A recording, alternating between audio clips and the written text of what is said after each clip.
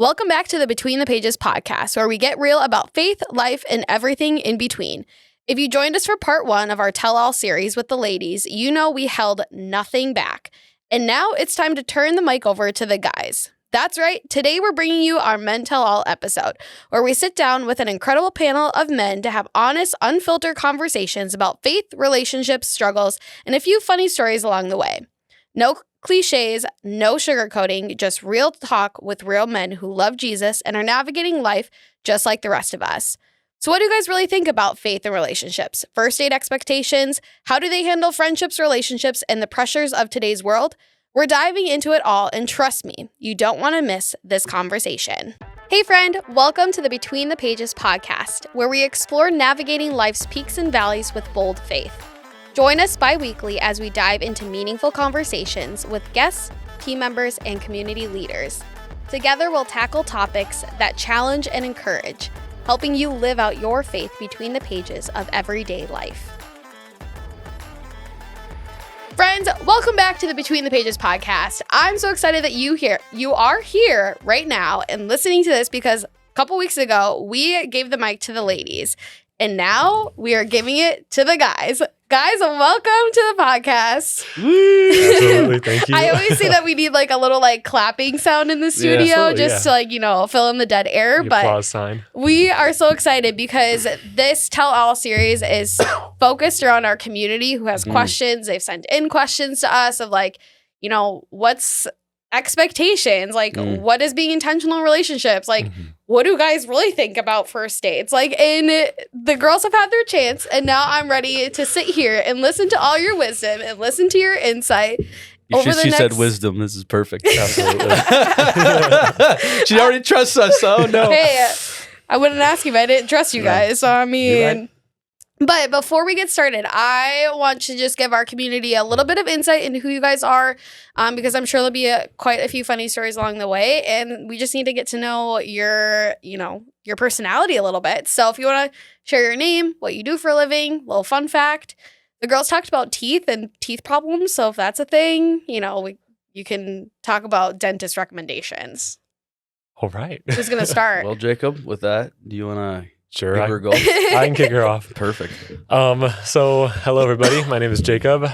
For a living, I work with orientation programs at universities. So I take students usually from whatever they were doing pre-college life into college life, which is a lot of fun. I usually hire the most rambunctious, outgoing, loud students.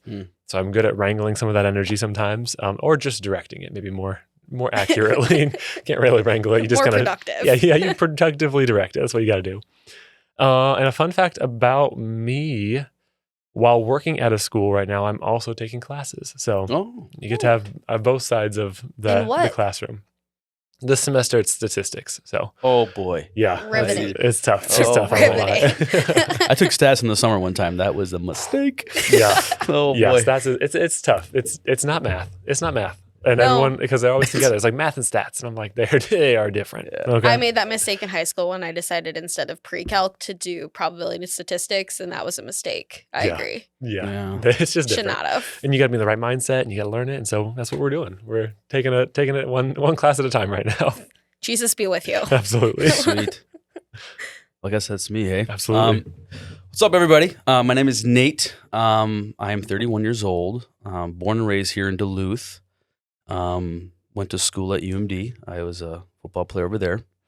Right now, I actually own a company. We do interior design and remodeling.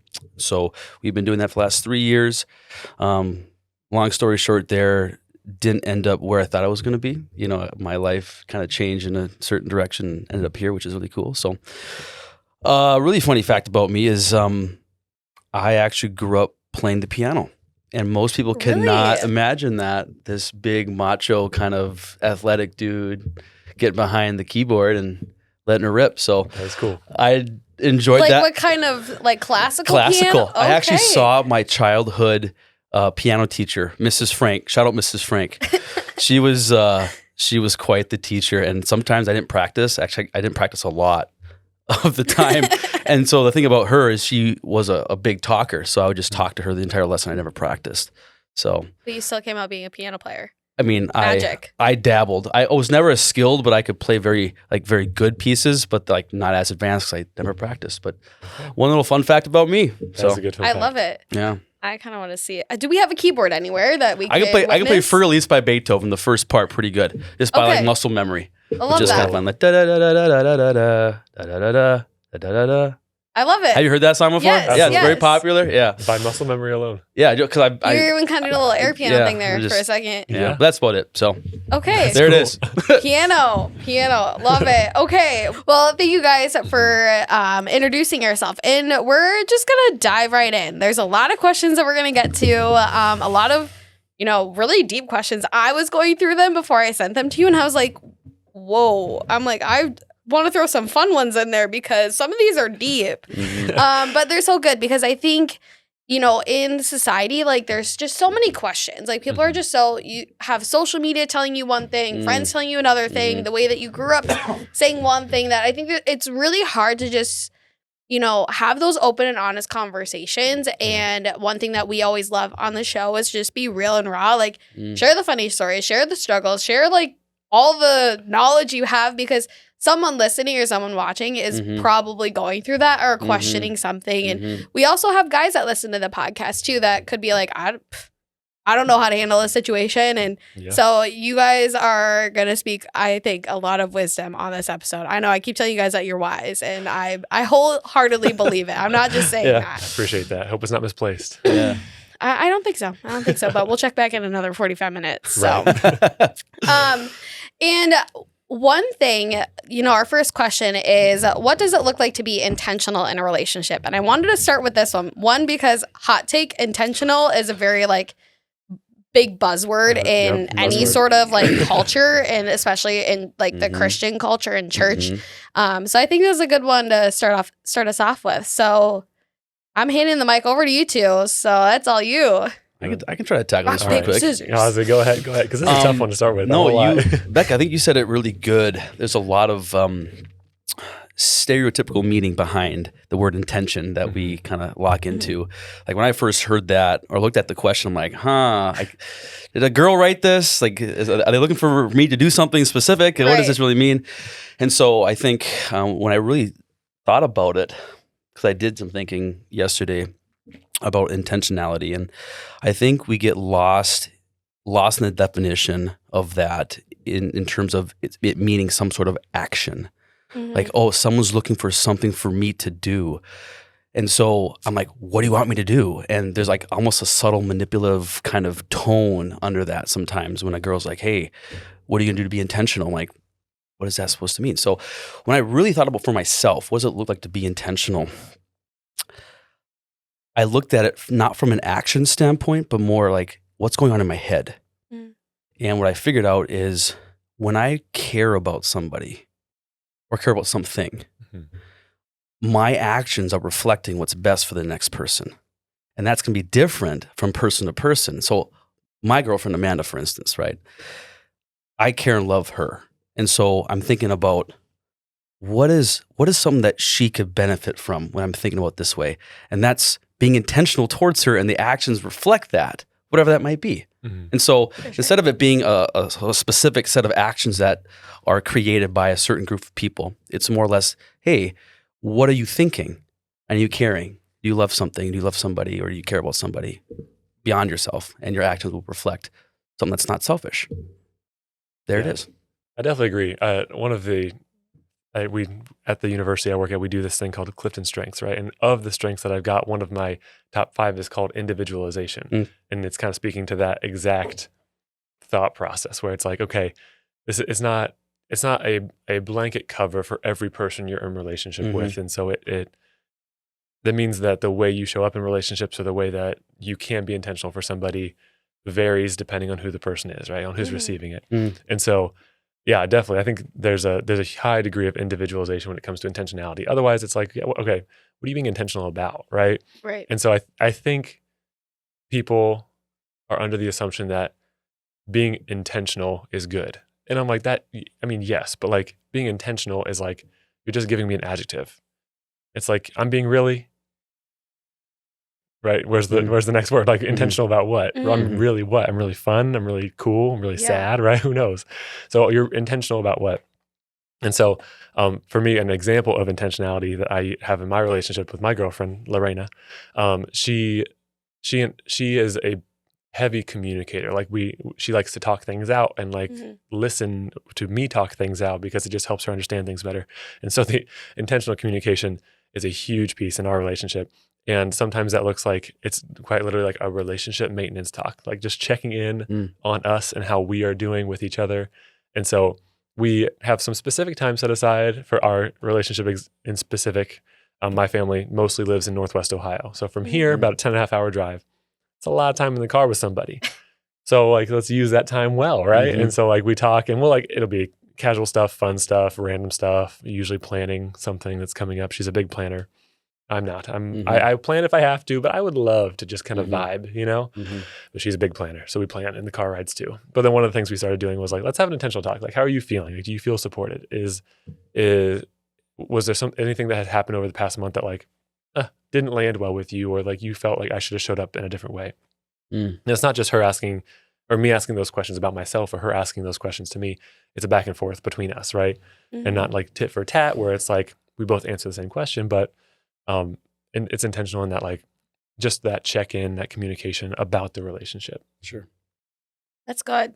That's good. Because I think, excuse me, like you see, I have friends that are like, oh, like so this guy I'm dating like does not care. And I was like, okay, well, is he like showing any sort of effort? Like, because if that's the case, then why, if he's not being intentional and like giving you the time of day, then you shouldn't just keep bombarding him. Like, it's just, leave it. And I have other friends that are in relationships that are like, oh my gosh, like he's so intentional. I'm like, okay, but how? Like, how is he being intentional to you? And I think you said it perfectly with like your Cliff Strengths Finder of that individuality. Like everyone's version of intentional is different. Of like, is it conversation? Is it, quality time? And it goes to those love languages, I think, and like understanding yourself and what your love languages are, but then understanding your partner's love languages. That's good. Yeah. I think a lot of guys too struggle with the expectations of their women or other women. So men and women are different to certain degrees, whether, to the level of the difference is up for debate, but there's a difference there. And I think a lot of guys, especially in my circles, have struggled with feeling pressure, as I said, from like, hey, you need to act a certain way. And I think there's a level of give and take too, like from a dude, like what does a dude need? At the same moment, like maybe some time, like we're going to think inherently differently. And so how do we understand how to communicate effectively what we're looking for? Because a guy doesn't want to feel pressure. I mean, that was me. Like we're independent individuals, but not like dependent or on what we want to do per se. But we want to be, we want to feel like we're autonomous to some degree and make decisions. We don't want to be put into a box. And sometimes it's more secure to put someone in a box because I know where they are, where they're going to be, and how to control the situation a little bit better. So, but I think a lot of guys struggle with that, and I urge people to consider, hey, it starts up in your head, and like, do I care about this person? And then your actions reflect, and there comes intentionality depending where people are at. So. Yeah. I think having that conversation too, like, I don't know if like you've told like your group of guys, like, have you like just talked about it? Like what, like, have you guys talked about like, what do you guys need in the relationship, especially so early on? Like, is that something that guys, I don't know, do like check in with each other? Like, have you done this? Like, you're so much in your head, then like talk about it. Because the other is always like, oh, guys don't like to talk about their feelings, but guys do, I think. There's just lack of a platform to do it. In my opinion, understanding what a man needs to be able to share what they're thinking about. It's not the same as like your girlfriends might not fully understand the platform that you might need. And other guys might not understand that either. Confident individuals in my circle, in my experience, coming from a really intense sports background, a lot of guys were very cut off. And they're very emotionless individuals because they were taught to perform and just produce results. And so sharing how that felt was a non-negotiable because it meant that their values we're challenged to some degree. Like, hey, you're kind of a pushover kind of guy, and just deal with it and move forward and get a result. And so I think a lot of that stuff is really difficult. But guys definitely have stuff to say. It's just whether or not they have a platform. Yeah, you'll usually find it like I feel like a lot of times people think, oh, women get together and they have an intentional time to talk about their feelings or what's going on, right? Wine nights. Yeah, exactly. A wine night. But the wine night is intentional about like, okay, we are going to talk about our feelings tonight, right? Yeah. Whereas I found with like a lot of guys, a lot of my male friends, I'm like, it's just like we're in the middle of doing something, right? It could be, I have a friend over who's rewiring my house with me, right? Helping me out with that project. And all of a sudden, like we're talking about some deep relationship stuff because we happen to be together and we happen to be able to talk about it. Yep. There you like, go. It's a card game night. And as we're playing the game, somebody brings something up and like, okay, now we're having a heavier conversation, something that is maybe a bit more vulnerable than other conversations. It's just like, it happens when it happens, and it's unplanned versus planned. Very much unplanned. I mean, every so often it's like, hey, dude, you free? I need to talk to you about something. Yeah. But for the most part, I would say it's very unplanned. It just kind of like will show up, will happen, and so, and it's usually in a place that you would not expect. Yeah. As I get older, though, too, there's been more challenges in a lot of my friends' lives, and sometimes the charade of like pretending nothing's wrong lasts less amount of time, and like, hey, dude, I got to figure this out. You got to talk. So I've noticed that too. My older friends will just sit and chat because we have to talk about something. So as we get older and we have to deal with more stuff, it's less like, oh, I can't share this with anybody, and less random in my experience at least. So yeah, that's good. In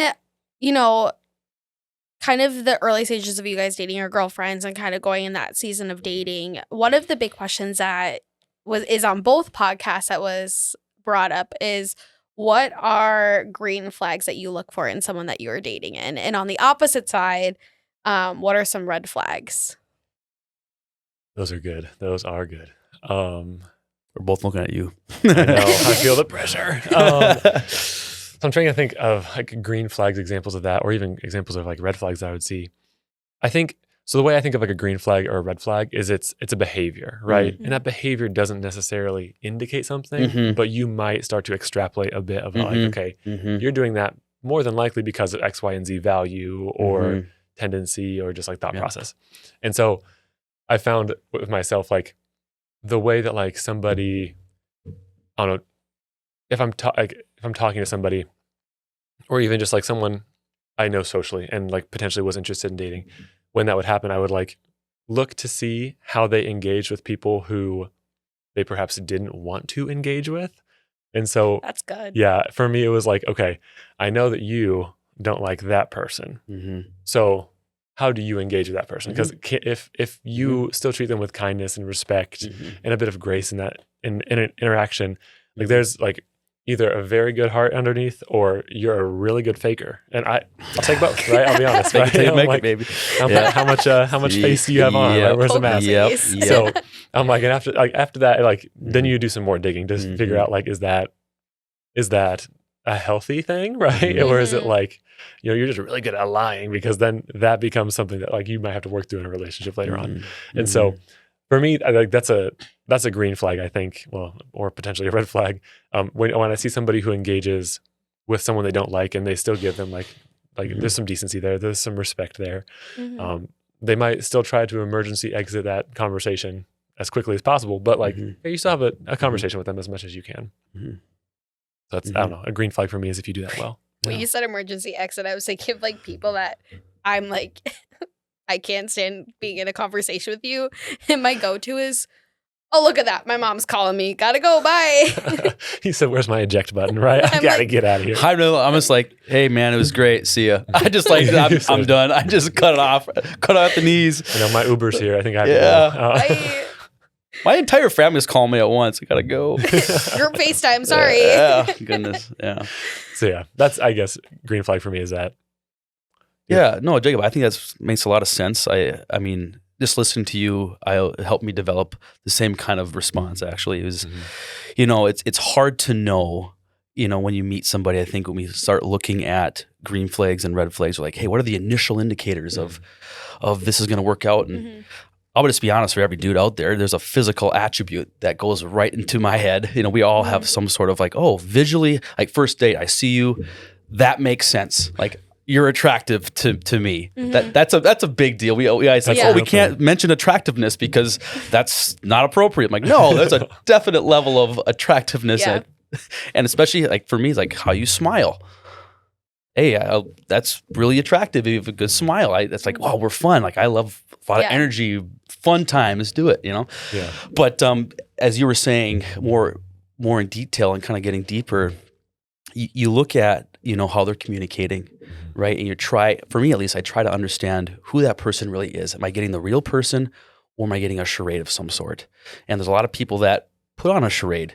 And we've all been there when we've wanted to mask certain things that we're insecure about, right? And I want to see, hey, have you challenged your insecurities, or a few of them, and overcome some of those? Can I see that? And if you've been around enough, you can tell. I've had a few dates where I'm like, oh, you know what? It seems like you're battling with something. It's not a bad thing. It's just, I don't know if I'm really getting the you. And that would be like more of a red flag. Yeah. But in the green side, I'm like, wow, like this person's willing to share honestly with a guy they just met off the street. I mean, Amanda did the same thing. She told me about a few things in her life. I'm like, more of that. That's wonderful. Can we do more of this? Yeah. And that was very appealing. It's a big green flag when someone's willing to go to that level and share with them vulnerably what's been going on. Vulnerability, genuineness, right? Those are like, absolutely huge green flags when you can see some sort of action that exemplifies them. 100%. Yeah. Absolutely.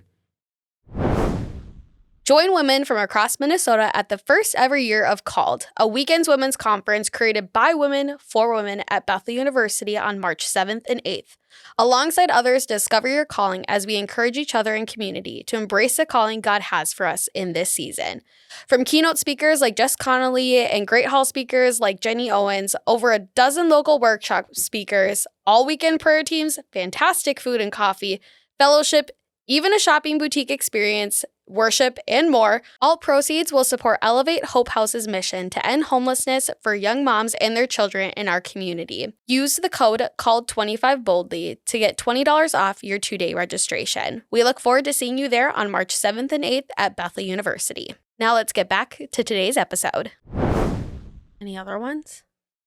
I'm learning lots just sitting here absorbing all of this information. Oh, I'm trying to think. All the wisdom. I mean, they could be fun ones too. I mean, here's the thing I think people don't want to talk about either. A red flag, it goes along with the looks thing. Looks are important to some degree. People don't want to talk about them because, it seems inappropriate. But like for me, I come from a very athletic background, very active. And in a partner, especially if you're looking to date someone, it's like, I would love to be with someone that has somewhat of a similar interest than I do. So I'm always reading, hey, from a physical standpoint, do I think that we're compatible on that front, right? Could we do stuff together? Is that the end all? Of course not, but it's giving you like a precursor to what things could be. And like, okay, what am I evaluating? Right. If you come in like vastly differently physically than I am, just to be honest, it's probably not going to work out. That's probably a red flag for me. Has nothing to do with who you are at all. It's just like, hey, are we compatible? And like from what I can perceive, and you could be completely wrong because you're just looking at the cover of the book at that point, but it's still, you can give you a good idea of what the rest of the book might be like. Yeah. So things like that too, you consider, I consider at least. Yeah. That actually sparked something in me. Is like, for me, a like red flag would be, how do you engage with like plans changing, right? Like, are you like, is that going to wreck your whole day? Or is that going to be something that like you can work through and you can pivot on, right? Yeah. And then even just like the making of plans, like if I want to go out and hang out with friends, like are you also interested in doing that? Or I've lived quite a few different places in my life. And so I like going to new places and exploring new places. And so if somebody is a homebody, right? Like that, like there's like almost like a disconnect there where it's like, okay, the things that we're going to share in are not going to be as shared because like I'm going to want to go out, rip and run all over town. And you're like, I would much prefer to stay home. And I'd be like, okay, well, then we aren't doing stuff together. And so like that's a sure. It's like it sounds weird to say it's a red flag because somebody out there is going to love the chance to stay home. And trust me, I moved up here from Texas. Okay.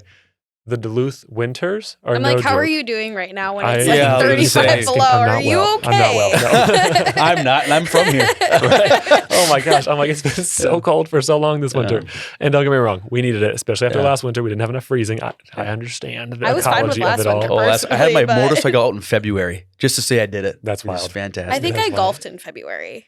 Yes. I'm pretty sure I golfed in February. Yep. Which is for anyone who is like not from the northern Minnesota is area, wild. does not Yeah. happen, right? Yeah. I'm like, my friends in Texas are going to be watching this and they'll be like, okay, you golfed in February? Yeah, what? yeah. I'm like, no, you don't understand. You're like, it's no- like no the sweat. world is ending. I'm like, the first year I was here, we were under over 100 inches of snow in February. Mhm. Like, you don't just do those things. You know. So anyway, but yeah, like, but there's somebody out there who I know is like, Mhm. it's a great cold. point. I don't want to be Mhm. outside. Yeah. Let's be homebodies for a little bit. And Yeah. I'm like, that's super fair, right? I Yeah. can relate to that at least a little bit. Yeah. But I know my default is not Mhm.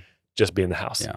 Right. I'm outside Yeah. too much, outside physically, outside just Mhm. of the house. It might be inside somebody else's Experiencing house. different things Yeah. and like kind of evaluating like what are those shared experiences that we could share together. Yeah. And not necessarily things that cost money because people Yeah. think, oh, you're Yeah. going to go out and like Mhm. grab a beer at a brewery or you're Yeah. going to get dinner with some friends or you're going to do something fun like go bowling, an escape room, like some Mhm. sort of activity. These are all Mhm. winter activities as you might Yeah. have gathered. And so like that's like you think you're going to go do something and spend money, but I'm like, no, there are so many opportunities for you to like Mhm. go and not spend money. Yeah. And whether it just be like, I personally love being on hikes. If you've got a bike, take that Yeah. out for a spin, right? Yeah. I've got a dog, so I take her on walks all the time. She also loves the hikes though, so Yeah. we'll hike with her too. And don't get me wrong here too. Just like for me to set it straight, like it's not. I don't go into a situation thinking like, okay, red flag, green flag. I'm looking for something. What I Mhm. accept just in general is this will take time to Mhm. develop. And am I willing to invest the time to look at the whole book instead of just the cover? A lot of times Mhm. people will be like, oh, what's a red flag that's going to completely shut it down? I'm like, I really don't have an aggressive red flag outside of the obvious things, Right. you know, that I don't have to Yeah. get into, right? Like, oh, that's not going to work out. Yeah. But it's like, okay, is that enough? Go ahead. You I say was something? going to say, yeah, to your point, like the red flag, green flag, and being like the cover of a book, like, yeah, you're like at the end of the day, while it is a catchy social media thing, Mhm. it's a easy way for our human brains to make decisions. You are objectively just looking at Mhm. one thing, Mhm. making an assumption, Mhm. and then going from there. Mhm. And so it's like, okay, what is your red flag or green flag Yeah. worth when you don't necessarily know the person? So I think to Exactly. your point of like, it's Yeah. going to take time to like Yeah. get to know that better. Mhm. Yeah, that's Yeah. super valid. So Yeah. yeah, it's been fun. So It's been fun. it's been fun. Fill a word right there. It's been fun. We've been having a great time. Red flags and green flags. Yeah. Right? Red flags. I'm like, I feel like that's like Red light, everywhere. green light. It's Yeah. just like I was trying to think of one that the women had that I was gonna bring up, but I can't remember now. It just like flew away from my head, but that's okay. Yeah. Obviously, it wasn't meant to be.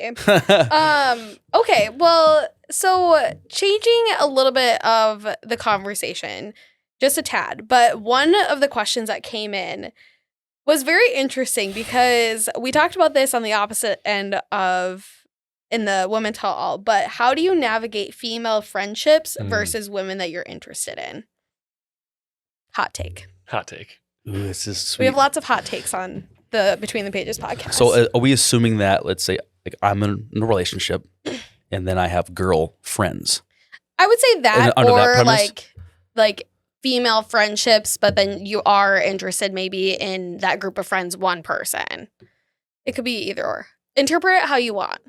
Say that one more Do time. your- Hold on. Say it one more time. I'm like sitting there trying to wrap my head around this. So how do you like navigating female friendships in a way of like you have a lot of female friends Mhm. and you're Yep. interested in Mm. one of them? Sure. Okay.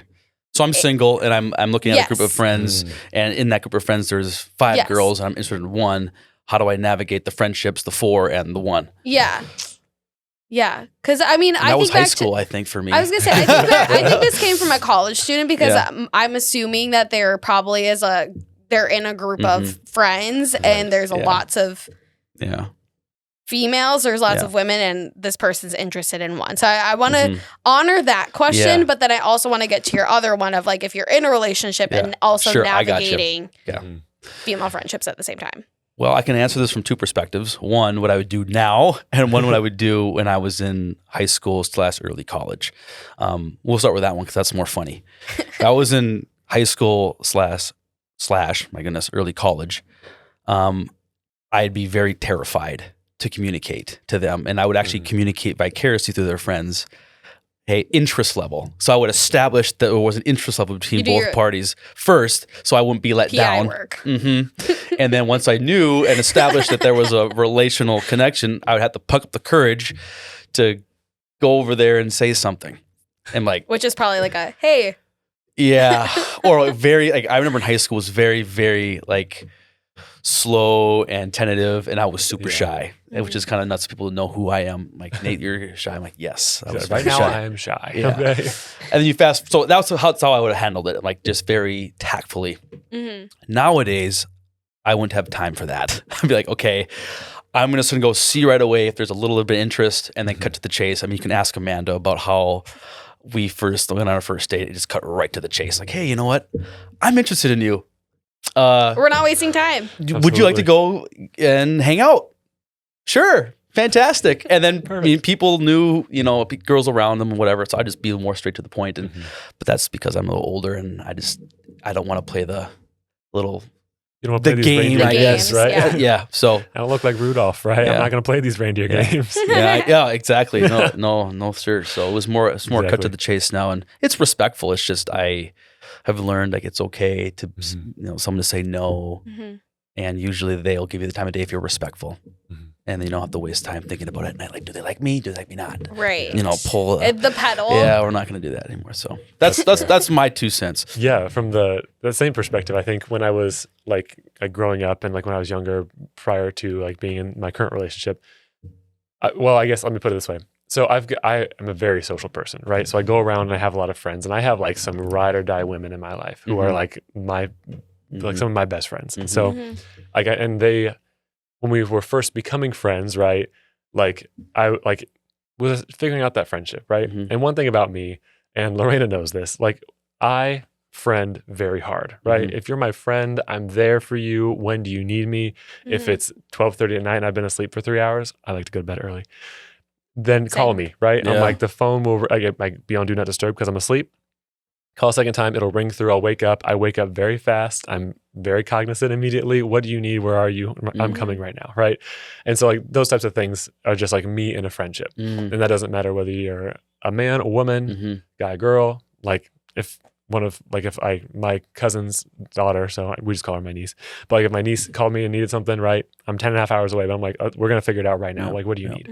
And so that's just kind of how I operate. And so I've had to actually navigate previous relationships because the women I've been dating have been like, why did you just like go help her? Yeah. I'm like, why wouldn't I have helped her? Right. Yeah. Like she needed help. Right. She's one of my friends. And she's like, okay, would you do that for me? Yes, I would do that for you. Right. And probably then some, right? Because we are dating. So that's always been a tricky point when it comes to like, I guess, balancing the relationship a little bit. And that's maybe a personal to me thing, right? But I think it goes back to maybe our initial question of like, there's a level of intentionality to it that you have to show in a relationship, right? And it's not just necessarily showing it with your actions. It's then also calling attention to it. Like you're sitting there, you're like, you did something. You're like, yeah, I'm like, I did that because I think you're pretty great, right? Don't forget that I love you, right? And she'll be like, oh, thanks, right? And I'm like, of course, right? I'm happy to say it. Yeah. So anyway, that's, I guess, been a challenging point, a tricky point, something I've had to navigate a bit. But honestly, for me, just be upfront with, like, I friend hard, right? If it's a friend, if it's someone I need to show up for, I will. And we will figure out if you feel uncomfortable with it. And if that's the case, like, let's talk through why you feel uncomfortable with it. Is it something I did, something they're doing, something that we haven't talked about yet, so I just am not aware of? And so we figure that out as a couple moving through something.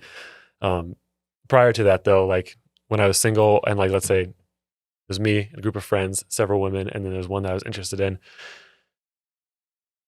I couldn't tell you. It's honestly a blacked out blur is kind of what I remember from that time. I think I would try to get some specific one-on-one time in the group, right? Like where like, hey, maybe we're like all talking, hanging out, and then we're over here, and I'll like crack a special joke that only you get to hear, right? Don't bring up the special book. I know. No, Jacob, what's in there? I know. I'm like, special joke. Special my- joke. Special jokes, Special guys. jokes. Okay, Special special jokes. Knock jokes Exactly. over here. Like, I'll make a sly comment or something, and like that'd be something I would do. Chicken cross the road. Exactly. I'm like, did you see that? Yeah. Crazy. So Oh my I god. got you, brother. like there's Ah. like subtle ways that I would like kind of like while we're all hanging out and like maybe we're all like there's this concept of like so there's social distancing pandemic, right? But there's also social distance as far as like how far everybody is interpersonally in a conversation. Yeah. And so basically what you do in that moment is you try to decrease the social distance between you and the person that you want to get to know more. That can work on a friendship level, that can work on a dating level, but you basically find different ways to decrease that social distance. I have lots of tactics on that.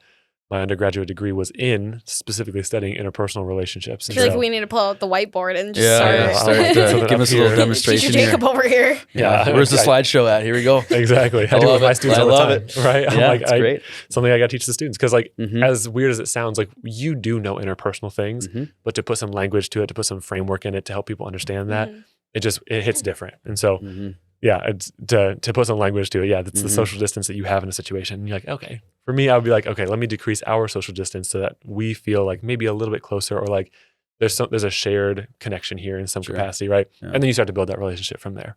Yeah. But yeah, it was kind of similar in that like it wasn't like up front at first. I would try to be sly on the side, but You're trying to figure out where it's at. You don't want to be let down, for sure, psychologically speaking, you know, and so protecting yourself by making sure that the individual you're interested in is somewhat interested back is kind of nice. Some people didn't care in high school. They just went for it. Not me. I just took it. Couldn't be slow. cared way too much. But I want to make a point too, just to reinforce what you said earlier when you first started talking about like in your current relationship with other women in your life. Like I have one good girlfriend, and from where I'm sitting, what I did with Amanda is, you know, I was like, hey, this is a friend of mine. But if I'm being completely honest, if Amanda felt uncomfortable for any reason, and it was legitimate and it wasn't, you know, far out, I would probably heed that and be like, you know what, I can abstain from communicating in this way if it makes you feel uncomfortable.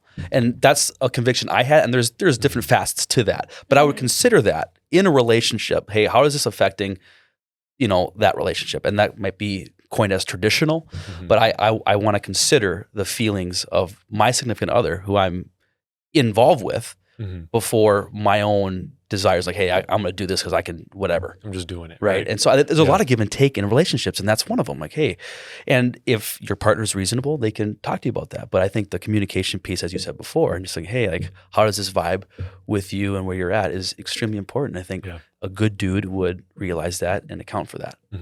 So absolutely. That's good. Okay, I need to know. Worst or funniest first date stories? I love this question. It's so good. I will say, so I did tell Lorena this ahead of time. I'm like, honestly, because is this going to be your first date? Absolutely. It's Lorena's Oh, there first we date. go. Oh, I'm so excited. And it's not Sit worse. back. It's not worst first date in that like it went badly, but it was like, it's kind of the funniest first date story. So I moved up to Duluth in February of 22. And then I was living truly in on-campus housing like the students were for a few months because I moved here from Texas and I don't know anybody. I had never been to Minnesota until my interview time period, right? So you decided to move from Texas to Minnesota. Yep. I had actually like accepted the job offer, was working through some details, and I'm like, well, what if I just go visit real quick, right? Because my interview was virtual. And so I'm like, sure, I'll show up. And it was I came in the summertime, didn't you? Not the winter time. Nope. It was winter. Oh, okay. Yeah. You still came. Yeah, and it was the winter before all of our snowfall. But objectively, my first time coming up was like in December, early January. And so it was very cold and there was quite a bit of snow. And I was like, but it also like happened to be snowing when I was here. And so for sure, Duluth put on a face. Magical, right? The snowfall appeal. Bentleyville. Exactly. I'm like, gorgeous. And then Gorgeous. the rest of the winter hits. And so, it's tough. But anyway, I moved up here, lived on campus for a little bit. And then after a while, I was trying to find either an apartment or a house. I really wanted to buy a house. That was like my next step, something I really wanted to do. And so I was going through that process. And didn't close on a house in time. So I had to they didn't kick me out, but they're like, you got to find somewhere else to be. Right. And so I lived in a coworker's basement for a month and a half during the busiest time of my year. I work orientation. So like the summer, it was like quite literally after Memorial Day, I'm living in this basement during my sessions, and then finally close on the house. Right. And so come July, she's gone, she comes back. And so in August, we've known each other at this point for like 6-ish months. And we're like, okay, there's something here, right? We've hung out as friends, mostly in groups, not really individually, but let's figure out how, like, what we are here, right? And she thought she was being so slick, so cool, so casual. And she was like, hey, so like, what are you doing Thursday night? And I was like, nothing. Why? And she was like, I know no one here. I know. I'm like, So I don't know. I have no friends. Right? You are like one of my 3 friends I have up here. And she's like, well, I thought maybe like we could hang out. I was like, sure. Like, did you have something in mind? She's like, yeah, I thought I could come over to your house and we could cook dinner together, just the 2 of us. Oh. Now she claims she took it. Yeah, she went right for it. That she's like, no, it wasn't like that. It was way calm and cool and collected. I was like, it didn't feel that way when I was like, there are boxes stacked to the ceiling of my house. You're like, I literally right just now. moved in. I just moved in, not but a month ago, and what are we gonna do? You're like, I don't even know where my pans are. Literally, let me get them out tonight before you come over, right? And so it was wild. Yeah. But that was her calm, cool idea of like, let's have a first date. We can cook dinner together at someone's house. Yeah. And I was like, sure, we can do that. Yeah. And so we did. She made something that she calls TikTok pasta. And I don't know. She what found the that recipe is. on TikTok. I think so. I don't know what type of TikTok pasta it was, but I know like you put the noodles and tomatoes, sauce, and cheese like all in the same regular pan. pasta. Yeah. Well, it's all in the same Right. pan. Yeah, That's the thing. yeah. But So it was like, from TikTok. Yeah, so there it is. you know it's yeah, real. yeah. it was a special, No, it's legit. special recipe. And I was like, that sounds great. Sure, why not? Rogu. Yeah. But nice and easy. We made it work. And so made it through.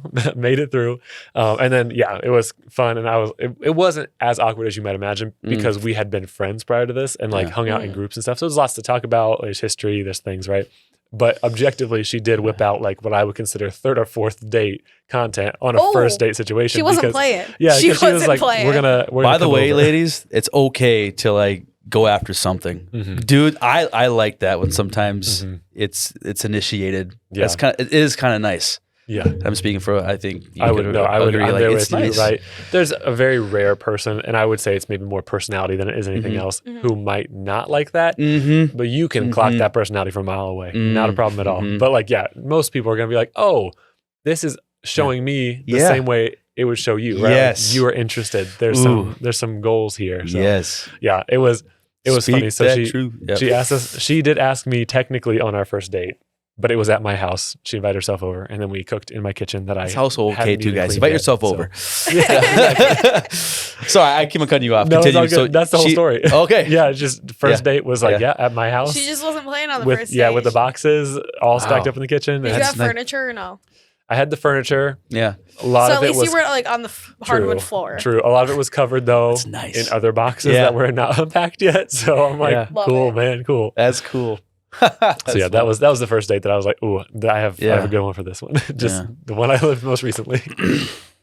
That's kind of a nice story. I mean, my stories is just funny.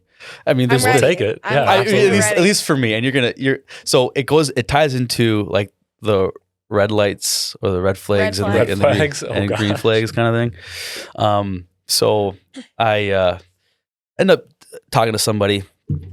We meet out at a place, a coffee shop, and she was already sitting down. So I show up and we start talking, and we start communicating a little bit, and I'm starting to realize that we're just not on the same communicative level. Okay. There's something that she's trying to hide, and it was innocent. It wasn't like she was trying to put on this big face or facade. It was like, it's like probably not a great fit because I have no idea what we're talking about.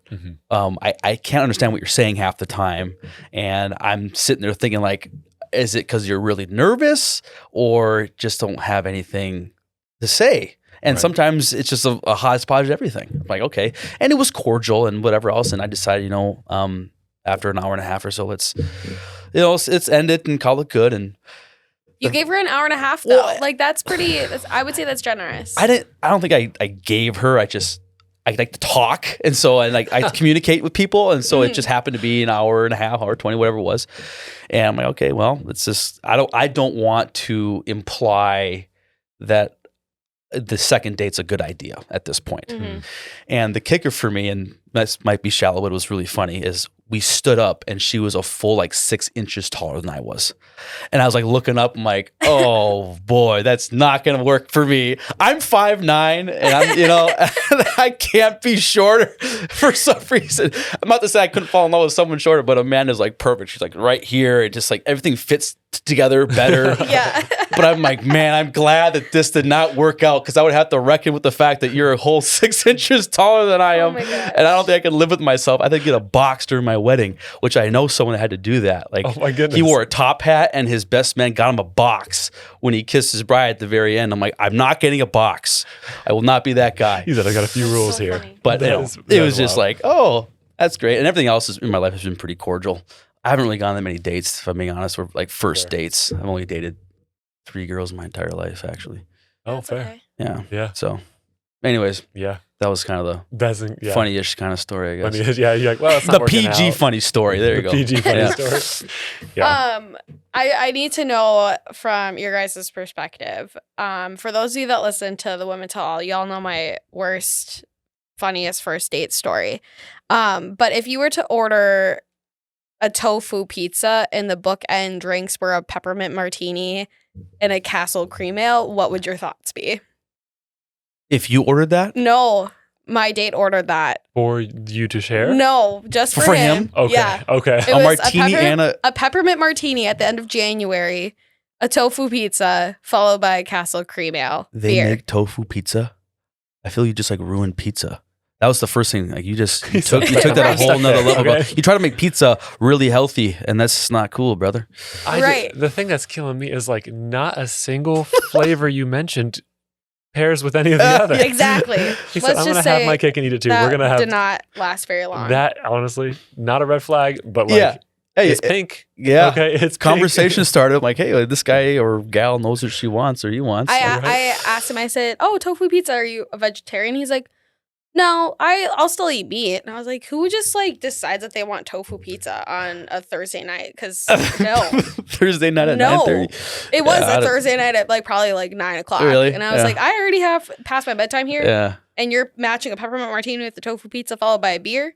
That is thank you. chaos. That is It was chaos. chaos. I've mixed and matched a few weird combinations, but that one, Yeah. that one's pretty solid. I have that was an interesting one. I'll tell you that. Yeah. I've had my fair share of, What did you think of it, Mixes. by the way? I was like, I told my girlfriends, the second that I ended, I called them. And we were in a conference call. And Of course, yeah. I was Three-way, like, you yeah. would not believe what this. And this guy was like, he was a basketball coach over at like St. Scholastica or whatever. And it was Okay. like a couple years ago. But He's Dude, listening. We're talking I about don't you. think so. Honestly, I kind of hope so because hopefully he Yeah, never the does it truth comes again. out. He said, sir, what was that? I want to know. But I just like because he asked me what I like to drink, and I'm like hit me with an old fashioned, like Sure. Okay. Yeah. just we're gonna go for it, get all the nerves out, and I'm a sucker for an old fashioned. But Uh-huh.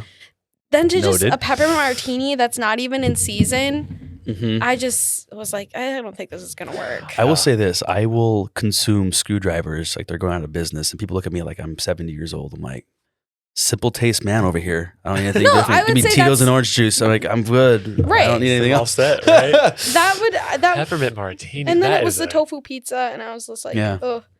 And they all Yeah. were like, Yikes. did you Yikes. just go through? Are you? What- They literally were like, "Are you okay?" I said, That was "I'm your alive." that was your first date? Yeah. Was there date number 2? There was, but then there wasn't anything else. I was like, Okay. "I'll give you another shot. Fair. Let's maybe not do food. Absolutely. Maybe let's do an activity." Yeah. Right. See if your activities land as Which we did. So much We friction did as do your some food choice. golfing, which was fine. okay. Mhm. And I'm a big avid golfer, but I was like, I just couldn't get the tofu pizza out of. And so then, And neither can I. It's going to be in my brain now forever. but then so then we did a bachelorette party, Mm-hmm. and we all did the drinks, and they're like the X drinks, and Yeah. mine was a peppermint martini. It's going to stay with me. It's going to literally stay with me for the rest of my life. So the relationship didn't go anywhere, but it will be a piece of me forever. Yeah. Yes. Okay. Well, that was that. And I had another guy that didn't make it past 35 minutes before I ended it. But Oof. there's that. That was the worst one. Not 35 funny. minutes is tough. Oh, man. Podcast number 35 2. minutes. Have you ever had that short of a date before? No, but you can tell both of us are yappers, so Right. that's naturally never going to happen. It's like, you got Exactly. it. Yeah. I'm like, we gonna talk. Oh yeah. Okay.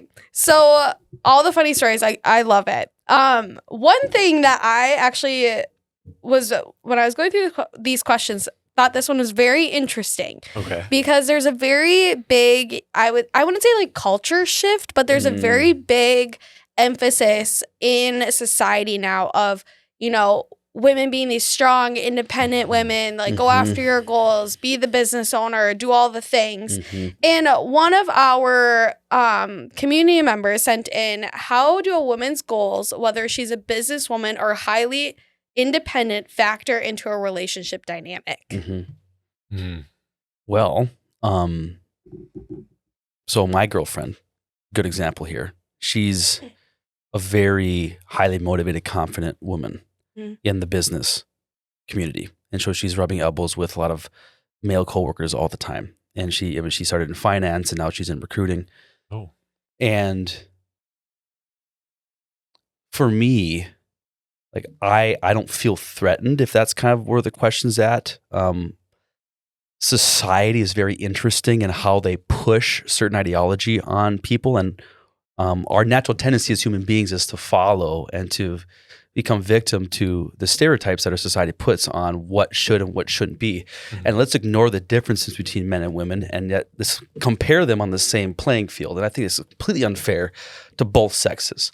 And so I think, from a woman's perspective, I don't know, but knowing from where Amanda's been at and what she's had to deal with, and the ups and downs of being successful and not successful, I think at the end of the day, what comes for me is like, I'm going to support you knowing that you don't necessarily always jive with all these dudes in these environments. You're still a woman with all those wonderful feminine traits that I can never possess to the degree you do. And so when I'm getting at it, it's been a struggle. Yeah. But at the same time, like, yeah, of course I support you. And it's not a competition as like society is kind of pinning like, hey, it's men against women. I'm like, when you really take it down and you think about it rationally, it's like, no, we're different people in the same space offering different expertise, again, in the same space, but differently. It's very needed. And if you think about it that way, it's not like, hey, we're all doing the exact same thing, the exact same way. Like, no. And when someone tries to do it that way, it fails. Like when a girl tries to do a man's job and vice versa, it doesn't end up working out very, very well a lot of the times. I'm like, we're good at different things. And so if you look through that perspective, for me at least, I'm like, I am completely on board of supporting the goals and aspirations you have within your means. But don't try to be something that you're not, right? Either. And think that you have to succumb to pressure to be something that you really don't have to be. Quick example, this might be a little controversial, which is fantastic. Like my first adventure in school was medicine. And there's a lot of high octane personalities and a lot of pressure, I think, especially for females, to be something in that space that emulates a lot of what the men are doing. And so, hey, you need to be really aggressive in that space, women. You need to be less agreeable. You need to be almost competitive. Like men are just this way. Different levels, obviously, but we just compete with each other all the time. And then thrusting that feminine ideology or influencing that in that space is like, is that what they really want to do? Because they feel pressure, like, oh, I'm going to be an independent, strong woman that has no kids and has a job and do it all. I'm like, yeah, but the inverse is also okay. Like you can stay home, have children, not use your degree for anything, and that's fine as well, as long as pursuing a career. But there's don't feel pressure to be pushed in this one direction, which I saw a lot of. And then they started doing that self-fulfilling prophecy ordeal where they started living that type of personality. I'm like, you don't actually have to push because you turn out to be a kind of an annoying person, and you challenge everything that's going on because you have to be this thing that you were pushed through by society, especially in that kind of medical space, because that's where I was a part of, and I saw a lot of that. So kind of went off in a different direction there, but I've seen like a lot of that influence in a lot of different spaces. So I'd support them. Yeah. Yeah, a lot of interesting things there. I guess when I heard the question initially, I went in kind of a different direction. Not like, well, okay, I'll explain it. So the direction that I was thinking originally was like, how do you balance that in a relationship? And I think it's not that it takes like maybe kind of like you said, it's not that it takes balancing, right? It's not that like only one person in the relationship can have goals and aspirations, right? I think you need to be complementary in that way. If she does have a lot of goals and aspirations and wants to go do big things, right? Lorena, for sure. Big achiever, very good at what she does, and like consistently will look at the next thing and take on that next challenge and consistently want to achieve more and more, right? If she does that, that doesn't mean like I don't have any goals or objectives. Like I'm just a bump on a log here along for the ride, right? That could work maybe, but I think what's more successful is if I am then supporting her in those, asking her the questions that she needs to consider when she gets home, right?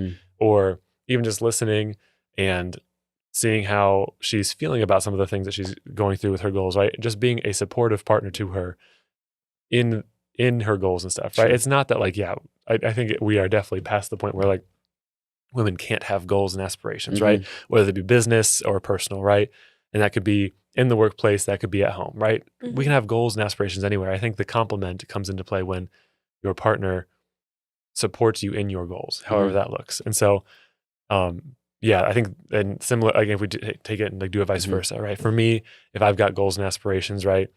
It's not that like it's taking away from what she's got going on, but hopefully somewhere along the way, and I can say that she does, she's supporting me, asking me questions, challenging me in different ways to make sure that I'm thinking about it from perspectives that maybe I didn't, right? Yeah. And so, I don't think it's a bad thing. I don't think it's negative in any way. I think if people aren't ready to be a supportive partner in a relationship and support what is somebody else's goals are, I think then that can cause friction when otherwise there wouldn't be any, right?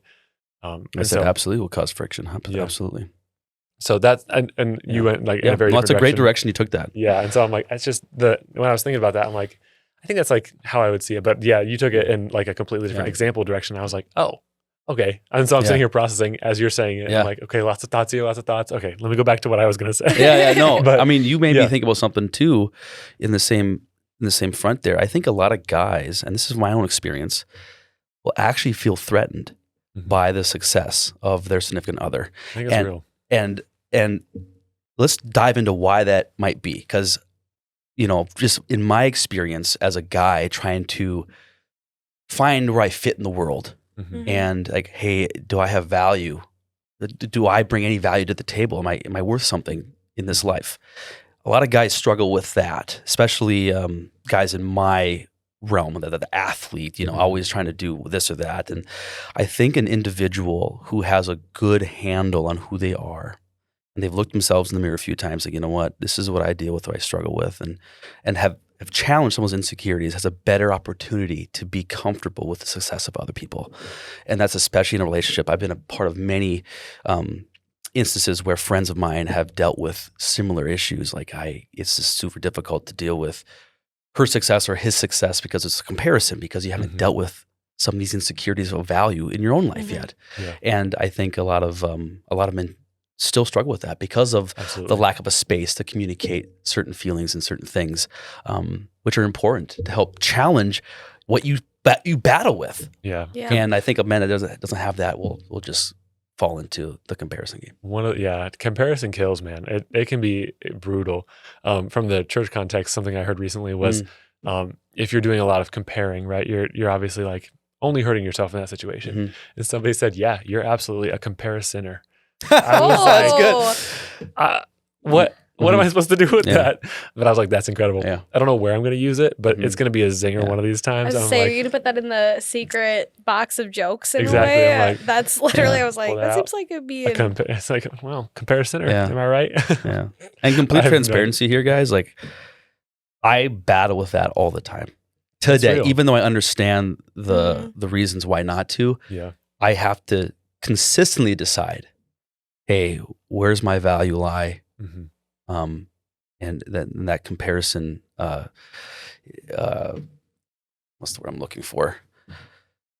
I can't even remember the word I'm looking for. But anyways, like the drive to compare myself to establish value is a challenge. Like, I got to do this, I got to do that. And I think, it's a daily thing sometimes. To take that an athletic approach, it's like, well, okay, am I the fastest person in this race, or am I always being my own PR, right? You can only ever compare to something that is worth comparing to. And 9 times out of 10, that's going to be yourself.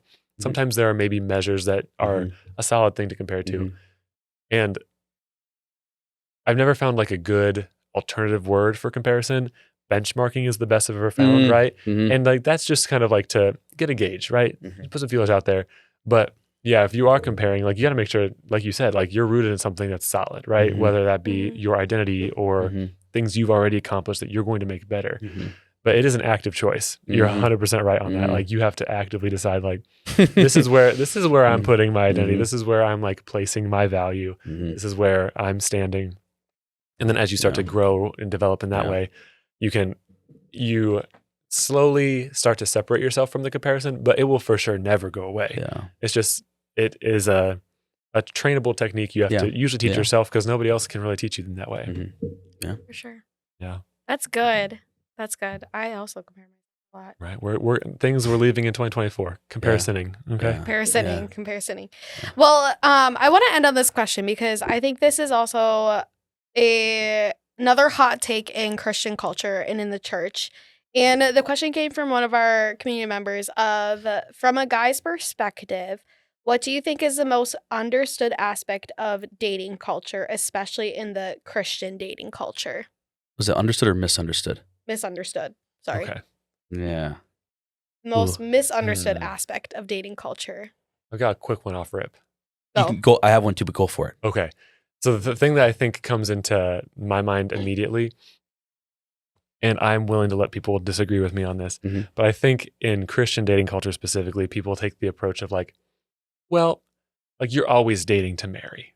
And I'm like, at some level, that's in your mind, I'm sure, right? Because at some level, you're always thinking about like, well, what could happen out of this? Like, and that not just dating, you're thinking about like, what could happen from this job? What could happen from this adventure I go on? What could happen from trying this new activity, right? It could turn into my lifelong hobby, and I become an intense hobbyist about this, right?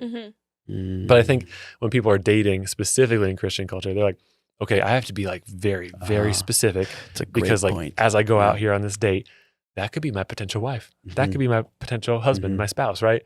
As I'm looking at this person, and as you're thinking about that, it's like, okay, we're not courting anybody here. It's not that serious. Okay. It's just coffee. Exactly. I'm like, you're just getting coffee to see if that person, right, to get past the red or green flags you were looking at earlier. Like that's, you saw those from a distance. Like that's actually get a conversation going. And you had mentioned like you hadn't dated a ton of people. In truth, I had not either. And then I moved to Texas, and I didn't have any friends down there. I didn't have any family. I moved down there in the middle of the pandemic. And I was like, what am I supposed to do now? Like, I don't know anybody. So I started like fostering dogs on the side. And then I was just like going on dates. Fact. The dog whisperer, Jack over here. Never like knew. Yeah. That's awesome. And then I was just going on dates, like just like a serial dater. I was just out here all over the place, just trying to meet new people, do new things. And it like kind of hit me at that point in time. I'm like for me in this capacity, in this time in my life, like I'm kind of just dating socially, just to build a community of people that I know. It might go somewhere, it might not. And both of those are okay, right? But I don't necessarily need to go into every single relationship or every single date. Maybe relationships, yes. Relationships, you should have some more intentionality there. But I don't need to go into every first date with the intention that this person will eventually put me on one knee with a ring in my hand, right? Like that's too much pressure for you to get through a cup of coffee, right? Just a cup of coffee. Exactly. Yeah, no, to piggyback off of that, you said pressure at the very end of what you said there. And for me, within the church that I grew up in, there's a tremendous amount of purpose to dating. As you said, you're dating to get married. And there was a lot of pressure that the woman put on the man, because the woman was watching the man since he was in third grade and like evaluating and scheming. And then, oh, guess what? I talked to my dad and the pastor and they say it's a good idea. So I expect you to marry me in 3 months. Oh gosh. I'm like, what the heck? So the expectation of as this timeline almost and putting pressure, especially I can only speak for me, was hard within the Christian setting or the church setting, I guess. And I guess in general too, a stereotype that exists as well, and it does too in the church setting in my examples. But the idea that men are just on average emotionally unintelligent and driven mostly by their sex drive, and that they have to be reined in and controlled to some degree, and that the respect of her isn't earned, and the man better act a certain way, outstanding performance at all these different pieces because you lack the ability to do this naturally. And that's more, I guess that's kind of getting out of the church a little bit into my experiences in the real world, where I've come into contact with a lot of very strong-willed individuals that have really poignant opinions about what men are. And but that's like, hey, give us a chance to communicate. We are different creatures. Absolutely. And it takes two. It's not just a one-way street. And if we're willing to work together to some degree to communicate through the differences, it's like I talk to guys about it because the more and the older I get, the more I see this yin and the yang symbol where you have the dark and the white, and they're so interconnected beautifully, and they're working together. I'm not using that as a symbol. I'm just saying it's like a example of how those two connect and how beautiful it is, but how different it is. Like, holy smokes. And that's what it comes down to for me to some degree. So, yeah, I think placing blanket assumptions on people does oftentimes like not grant anybody any grace or any room to kind of show and be themselves. So I think you're onto something good there. And I think a lot of times, we have these assumptions in the church that like, okay, like you're showing up in the relationship, so the man has to do this, right? Whether that be pay for the bill or open the door or make the first move on a date, right? And I think like to ask somebody out, right? And like, I mean, I shared tonight, like my girlfriend asked me out on the date first, right? That was her move, right? And like that worked out really well for us. Like now we're going on over 2 years. Yep. And so congratulations, by the way. Thank you. Appreciate that. And so like with that, like you put, like anytime you like find yourself or find somebody else putting this, like, this blanket assumption over everybody that they deem in one certain group, it's like, come on, that's not helpful, right? Yeah. Because there is a bunch of variety. Like there are too many people on God's green earth for us to have just such blanket assumptions for people, right? There's so much variation amongst the humans that exist. And so that's always one of those things that gets to me. It's like, okay, thank you for that assumption. Like I might meet that. I might also show up in a different way. Yeah. Right. So, and for me, it was easy to stereotype me. I mean, first impressions of me is like this wacko, crazy Italian guy that wants to have all the attention, which is partly true, right? He said, but at the same time, it was easy. So, I mean, I was a sensitive guy growing up too. Yeah. Just means I was really in tune with how things felt in my life. So I took a lot of criticism very negatively growing up, and I'm like, man, like I'm really screwing up. But I had so much to say, and I wanted to be involved with so many things. And so, especially in the Christian dating circle, it's like, oh, Nate is, he's not going to be a spiritual leader because he's not doing what the church has prescribed men to act like. And it's like, wait, you don't even know who I am or my heart to where it is in terms of my relationship with God and what I view on that and how I value that. You're just looking at what everyone else is saying about what good behavior looks like. And then you're looking at me and you're like, oh, no, you don't fit that box, that box, that box. I can go on and on about how many people I pissed off my old church. Just like, oh, Nate does what he wants. He's not doing the status quo thing. I'm like, that's not a reason to throw me under the bus and give me a shot. I mean, so. Yeah. That's real. Yeah. That's real. But it's good. I mean, I look back on those times, and not to go into a little diatribe here, but it was all helpful for me to grow, and God used that very instrumentally in my life to help me develop as a man and develop relationships to help me understand questions that I had, help me go closer to my dad and like understand more things about where my value really comes from, and not just worried about what people have to think. Because we're all going to care about what people have to say to the day that we die. It's just depending on how much it affects us and how much we let it control what we do. Yeah. And but I was very thankful for those times that were struggles and whatever else, because I was able to develop and grow as a dude. As a dude. Yeah. Any other thoughts on that question? I'm sure that I know there's going to be another one that pops into my head, especially like as I'm walking out. Yeah. You'd be like, oh, dang it. I know. I'm trying to think of other. It was Christian dating myths, or essentially. Just like, what do you think is the most misunderstood aspect of dating culture, dating especially culture, Christian dating culture?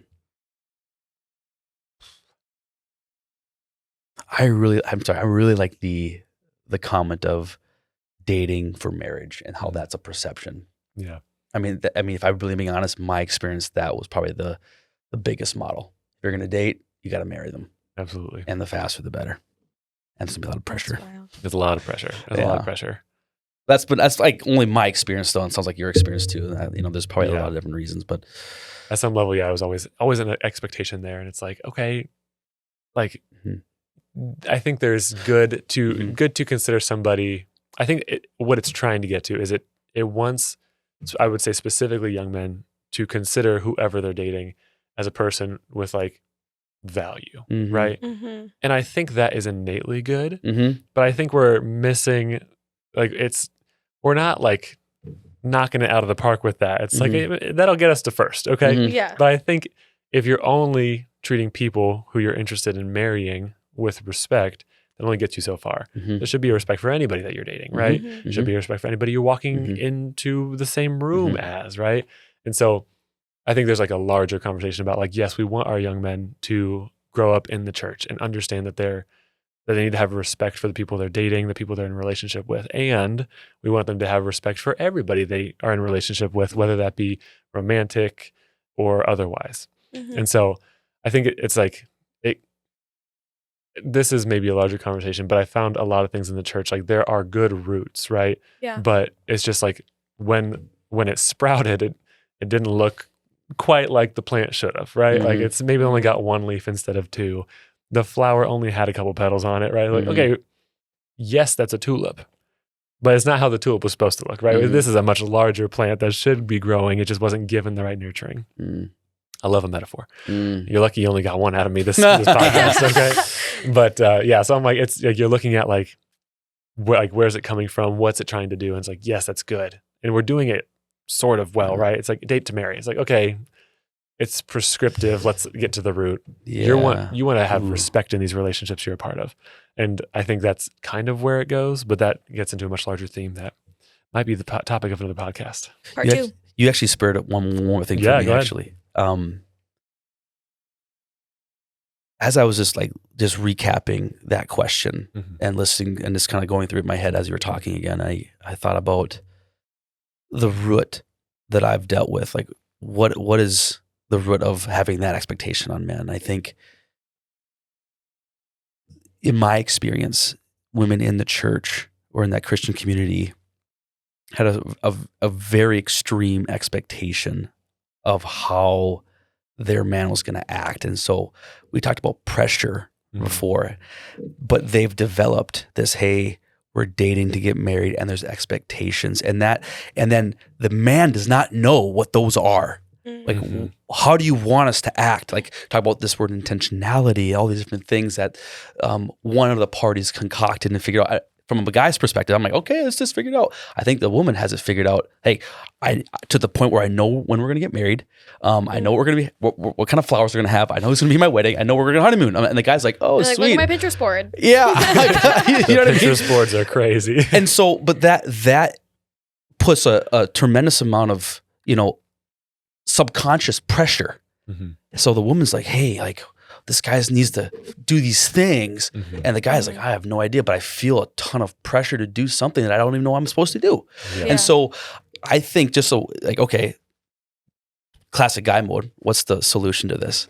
Well, there's no perfect solution, but I'm like, you know what? If people, myself included, can have a conversation about what that looks like earlier on and be honest up front with how you're feeling about certain things. And I know Amanda's going to watch this, but I'm going to use that as an example. Like we had a time where it was tough. I was having a tough time with the expectations that Amanda had, and I didn't fully understand them.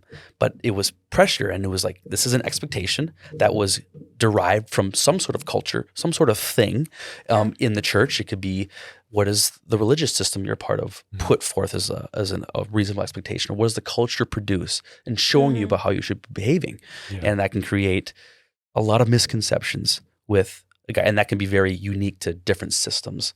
And I can only speak from my own experience and what it was for me. It was like, oh, men had to be X, Y, and Z, had all these ducks in a row. I didn't fit any of them, and therefore I was like written off from the get-go. I'm like, that's a big misconception. Like, you need to let people, like, give them a chance to tell you a little more about themselves and not be so swayed by certain ideologies. But our natural bent is to be swayed and is to conform and be a part and be accepted into the bigger group. So, yeah, I think the expectations piece is big, right? Yeah. Having those conversations, sharing expectations. It's completely unfair to hold somebody to expectations that they are unaware of, right? Yeah. And Which I do, by the way.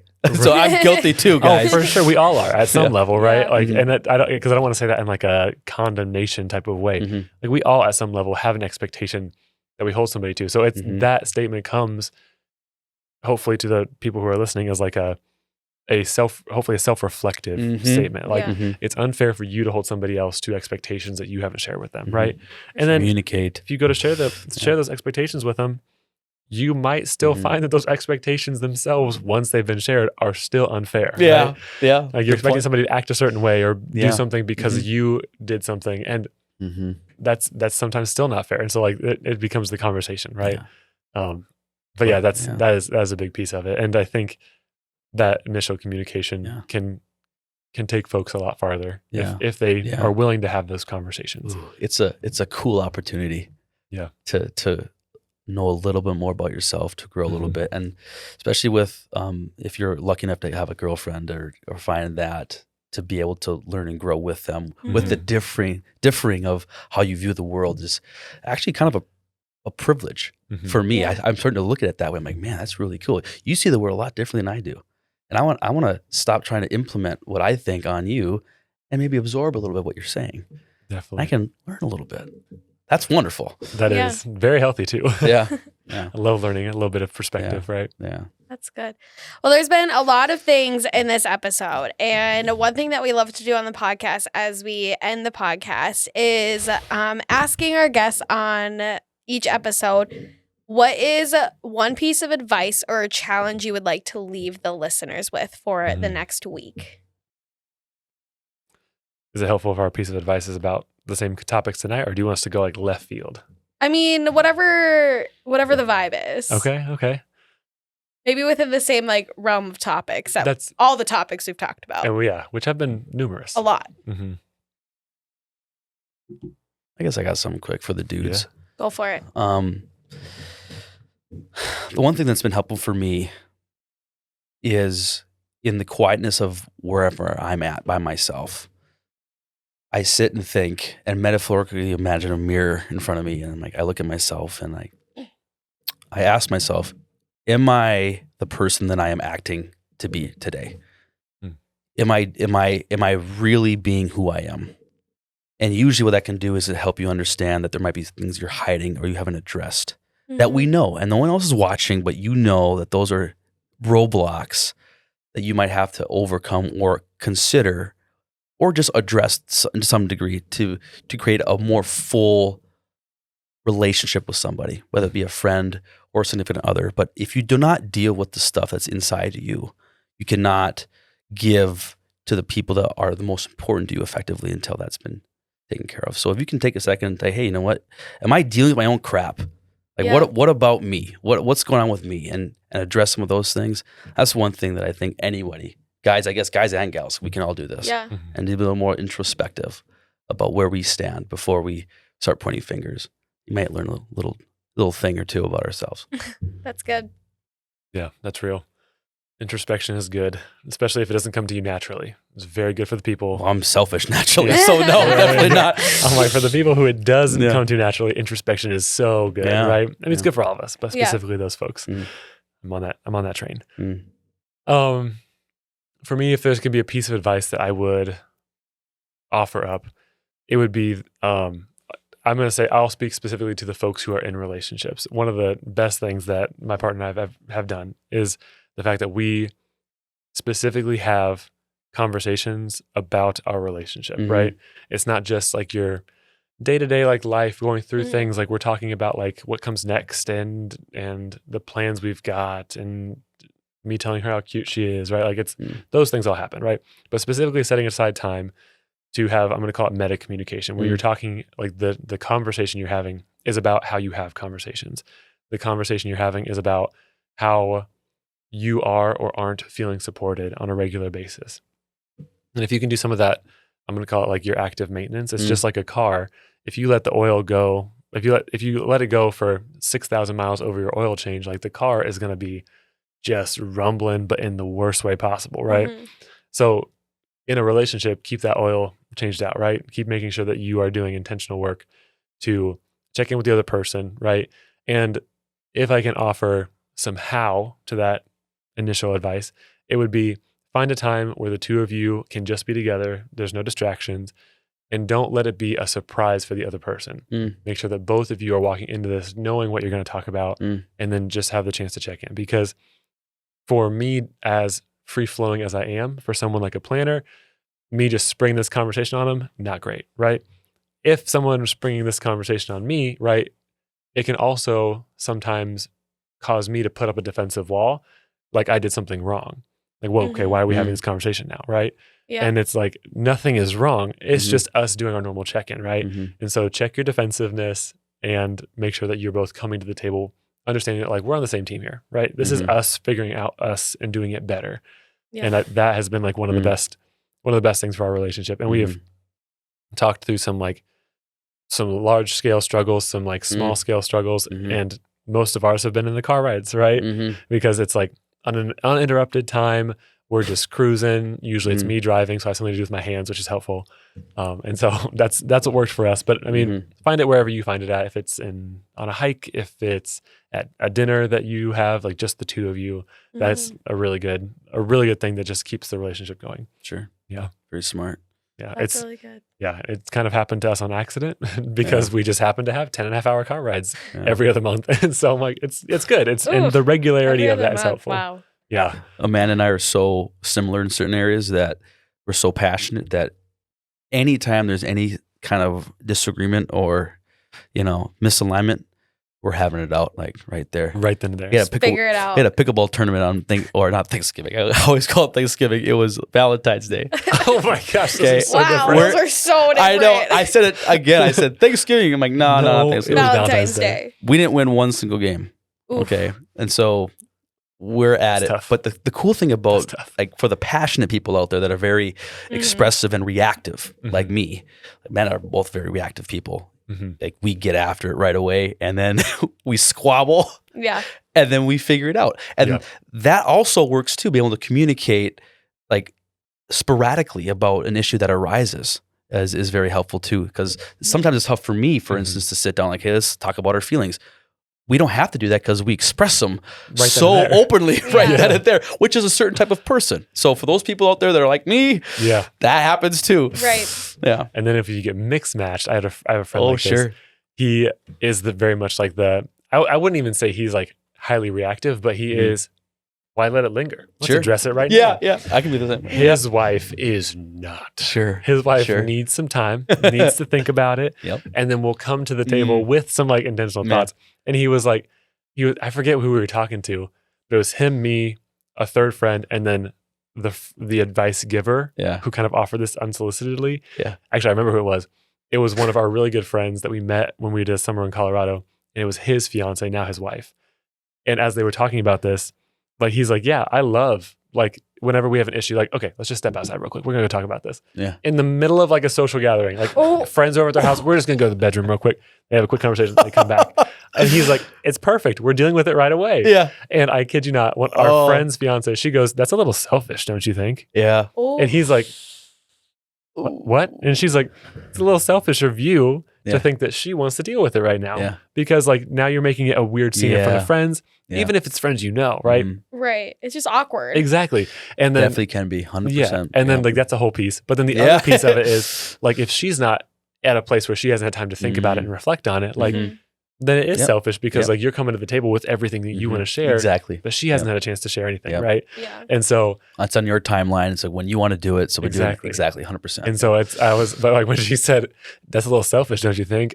Gagged. Absolutely gagged. None of us had a single thing to say. Is that obvious? I know. We're like, whoa, okay. So I've been there too, guys, so you know. Okay, we're not laughing at you. I've been there. Been there too. They've Foot in my mouth a lot of times. lived it. So I was They've done like, it. that's good, right? To understand like how the mean the intentionality is meeting the person with what they need. So perfect intentionality. Way to wrap it up. That was Way great, to Jacob. Wrap it up. I love a full circle. Moment. Yeah, exactly. Tie a Perfect. bow on it. Yeah. I love it. Well, Jacob, Nate, thank you so much for taking time out of your day just to pour into our community and answer these questions that they have been asking for quite some time. I appreciate it. Our team appreciates it. Our community does.